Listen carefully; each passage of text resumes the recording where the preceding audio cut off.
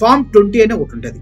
అదేంటంటే ఓట్లు ఎవరికి ఏ కాన్స్టిట్యున్సీలో ఎన్నెన్ని పడ్డాయి, ఎక్కడి నుంచి పడ్డాయి, ఎలా పడ్డాయి అనేది పూర్తి స్థాయి ఇన్ఫర్మేషన్ అందుట్లో ఉంటుంది అనమాట. ఆ ఫామ్ 20 ఎప్పుడైతే ఎలక్షన్ రిజల్ట్స్ ని అనౌన్స్ చేశారో ఆ వెంటనే ఆ ఫామ్ 20ని విడుదల చేయాలి. అంటే 1 డే అటు ఇటుగా విడుదల చేస్తారు. కానీ ఆంధ్రప్రదేశ్లో మాత్రం జరగలేదు. ఎలక్షన్ కమిషన్ నిద్రపోతుందా, లేదంటే ఏం పీకుతూ ఉంది? 108 రోజులు గడిచిపోయిన తర్వాత 109వ రోజు ఫామ్ 20ని విడుదల చేసింది. కానీ ఈ ఫామ్ 20 విడుదల చేసిన వెంటనే మీరేం చేస్తారు? గతంలో మీరు అనుకున్నట్టుగా ఓట్లు ఎన్ని పడ్డాయి, ఎక్కడి నుంచి పడ్డాయి అనేది మీకు క్లియర్గా ఇన్ఫర్మేషన్ వస్తుంది. దాన్ని చెక్ చేసుకోవడానికి మీకు కావాల్సింది ఏంటి? ఈవీఎం మిషన్స్ కావాలి, వివిప్యాట్స్ కావాలి.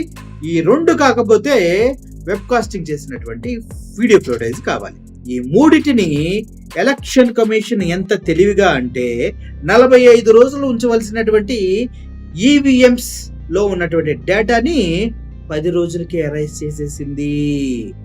అదేవిధంగా వివిప్యాట్ని డిస్మాండిల్ చేసి ఎక్కడో పడేసింది.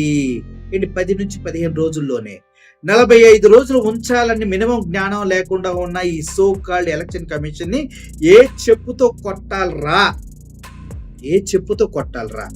సో ఇప్పుడు 108 డేస్ తర్వాత నువ్వు ఫామ్ 20ని రిలీజ్ చేసినప్పటికి కూడా నువ్వు వెళ్ళి ఈవీఎం మిషన్స్ లో కానీ వివిప్యాట్ లో కానీ చెక్ చేసుకోలేదు. ఎందుకంటే నిజంగా వ్యాలిడేషన్ ఉండి నువ్వు వెళ్ళి అప్లై చేసుకొని మళ్ళీ నాకు డౌట్ ఉంది అంటూ ఈవీఎం మిషన్స్ లో లెక్క చేయాలంటే అవదు. ఎందుకంటే ముందే డిలీట్ చేసి పడేశాడు కదా.